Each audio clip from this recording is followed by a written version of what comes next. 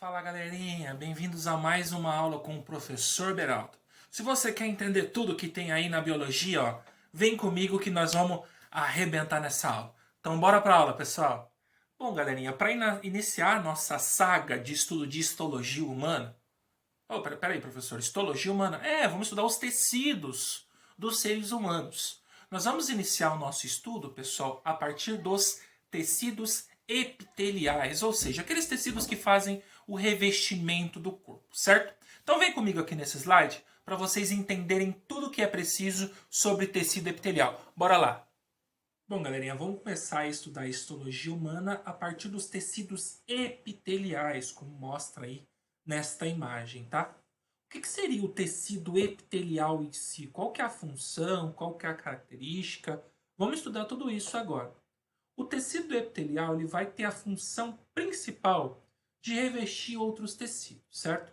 Ele tem a característica de sempre ser formado por células muito bem unidas e muito aderidas umas às outras, para possibilitar aí, por exemplo, a dificuldade de micro-organismos adentrarem ao nosso corpo a partir da epiderme e tudo mais, tá?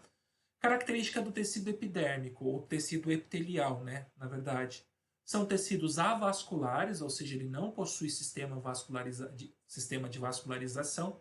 Eles são abastecidos com oxigênio e nutrientes a partir de capilares que ficam a tecidos mais abaixo do tecido epitelial e por difusão existe a nutrição, o abastecimento de oxigênio das células ali daquela região epitelial. E dentro do tecido epitelial a gente tem uma divisão em dois grupos. O tecido epitelial de revestimento, tá? E o tecido epitelial glandular. Enquanto o revestimento, como o próprio nome já diz, ele serve para revestir outros tecidos do nosso corpo, o tecido epitelial glandular ele tem a função de produzir substâncias e excretar substâncias, seja essa aí excreta para a parte externa do corpo ou então excretas que vão para a corrente sanguínea para atuar em outras regiões. Mas isso a gente vê daqui a pouquinho. Começando aí pelo tecido epitelial de revestimento, tá? Eles vão revestir partes internas e partes externas do corpo, tá? Formando uma barreira de saída de líquidos e também de entrada de micro-organismos patogênicos. Ou seja, a gente tem como proteger o nosso organismo de qualquer coisa que tenta entrar de fora para nos causar danos, tá? Como é o caso da epiderme representada aí à esquerda. A epiderme ela precisa de células muito justapostas, muito unidas, para que nenhum micro-organismo penetre de fora para dentro do nosso corpo. Basta pensar que quando a gente tem, por exemplo, um machucado, que seria uma abertura da epiderme, esse machucado serve como porta de entrada muito fácil para qualquer tipo de infecção, porque as células não estão mais unidas, elas foram rompidas. O segundo tipo de epitélio de revestimento são as mucosas, regiões extremamente vascularizadas, encontradas, por exemplo, na mucosa oral, mucosa anal, mucosa nasal, mucosa vaginal, todas regiões muito vascularizadas de tecidos assim que conseguem fazer a absorção muito fácil de nutrientes, já que são camadas mais finas e as camadas vasculares abaixo facilitam a absorção de determinadas substâncias. E por último, o epitélio de revestimento de tecidos do grupo das serosas. O que seriam serosas? Seriam estruturas específicas para proteger órgãos e cavidades do nosso corpo, como é o caso da pleura, que é a serosa que envolve o nosso pulmão e tem a função aí de diminuir o atrito durante o movimento de ventilação, o peritônio, que é uma serosa que reveste toda a cavidade abdominal, e o pericárdio, que é uma serosa que envolve o coração e também tem a função de mantê-lo ali sempre com a menor taxa de atrito possível durante os movimentos de batimento cardíaco, tá? Esse é o tecido epitelial de revestimento. Agora, falando especificamente sobre a nossa epiderme, você tem lá a epiderme, que é uma camada mais externa, logo abaixo a gente tem a camada da derme. A camada da derme sim é vascularizada, e essa vascularização permite a difusão de gás e a difusão de nutrientes para nutrir as células da epiderme. Lembrando que as células da epiderme são células vivas, então elas necessitam de líquidos, necessitam de substâncias, necessitam de gases, para que essas consigam aí sobreviver realizando os processos metabólicos celulares conhecidos, certo? O grupo de tecidos epiteliais, pessoal, ele é dividido em algumas características.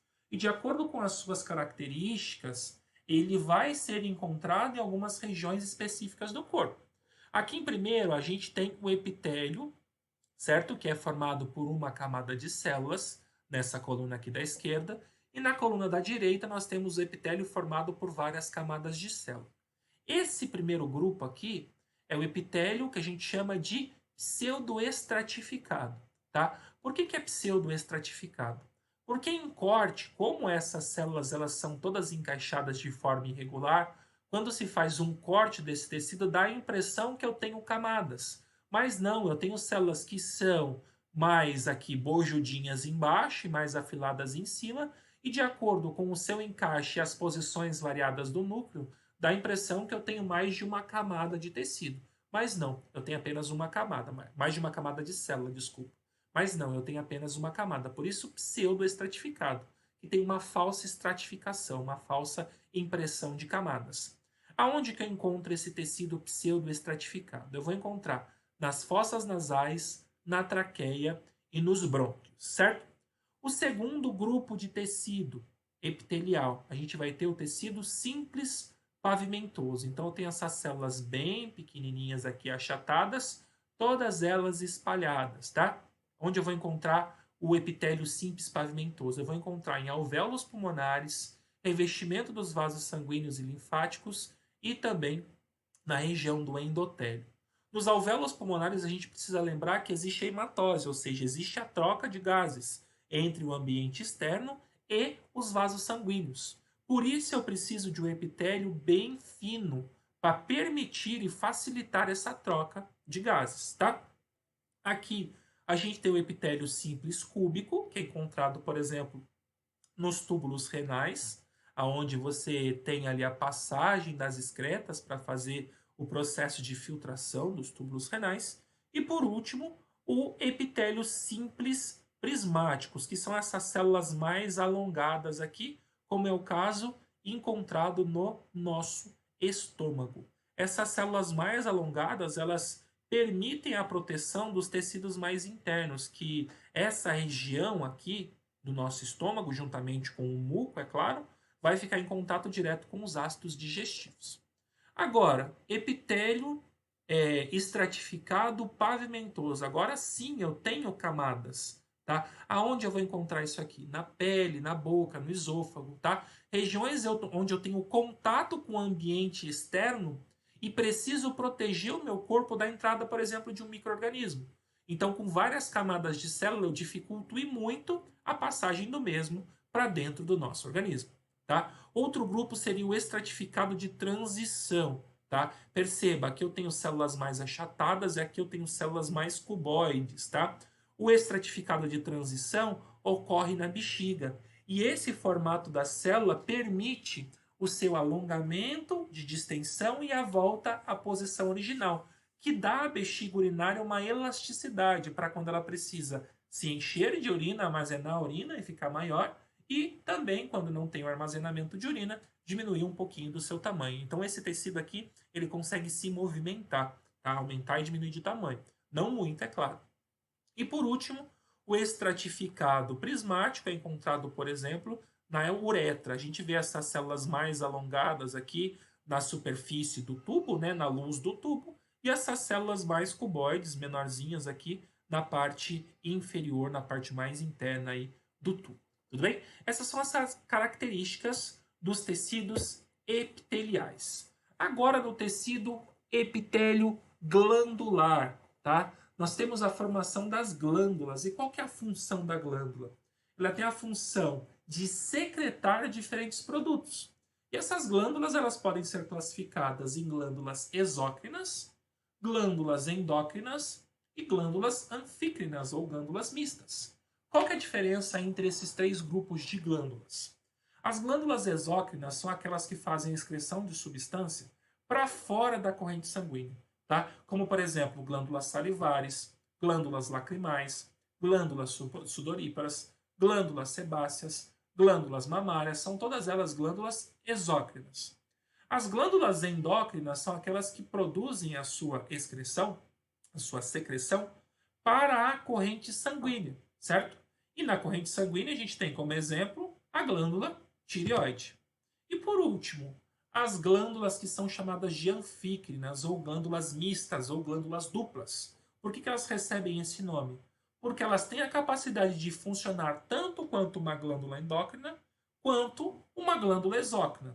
Um exemplo clássico para uma glândula anfícrina, uma glândula mista, seria aí o pâncreas, aonde ele funciona como glândula endócrina ao produzir insulina e glucagon, e funciona como glândula exócrina ao produzir suco pancreático. O suco pancreático vai ser eliminado aí dentro do sistema digestivo, certo? Enquanto a insulina e o glucagon vão ser jogados dentro da corrente sanguínea, tá? Levando em consideração as glândulas exócrinas, nós temos diferentes formas ou diferentes formas anatômicas das glândulas exócrinas. E tudo isso vai diferenciá-las de acordo com o canal excretor, tá? E a forma da glândula. Por exemplo, a tubulosa simples é um túbulo simples onde você tem a excreção. A tubulosa enovelada vai ter a região de produção de secreção toda enovelada e o tubo único para excreção. Sempre que eu falo de glândula exócrina simples, eu vou ter um único tubo, tá, para excreção, uma única região tubular para excreção. Aqui é a tubulosa simples ramificada. Eu tenho 2 ramos da tubulosa, mas ambas vão cair em um único tubo para excreção, tá? Um único canal excretor. E por último aqui a acinosa, que é essa toda aqui em formato de sei lá, uma pipoquinha aqui, mas é que ela tem umas dobras diferenciadas. Ela é simples porque ela tem um único canal excretor, tá? Mas ela é ramificada porque eu tenho aqui várias dobras, por isso ela é chamada de acinosa. Agora, quando eu tenho uma glândula exócrina com vários canais excretores que se juntam em um único canal excretor maior, aí eu vou chamar ela de uma glândula composta, glândula exócrina composta. Aqui eu tenho uma que é chamada de túbulo acinosa, porque ela mistura tanto os tubos, certo? Quanto as regiões acinosas, tá? Ou então túbulo composta, que nada mais é que túbulo acinosa misturada com as glândulas, né, acinosas misturadas com as regiões tubulosas, tá? E aqui do lado, uma que eu chamo de acinosa composta, tá? Então eu tenho vários ramos aqui, todos eles ligados a vários canais excretores, e esses vários canais excretores se juntam em um único canal excretor maior para fazer a liberação, então, da substância produzida pela glândula. A partir disso, pessoal, a gente conseguiu conhecer aí todos os tecidos epiteliais, tanto o tecido epitelial de revestimento, quanto o tecido epitelial glandular. Espero que você tenha entendido tudo isso que foi falado aí na nossa aula, certo, pessoal? E chegamos, galera, ao fim de mais uma aula de biologia.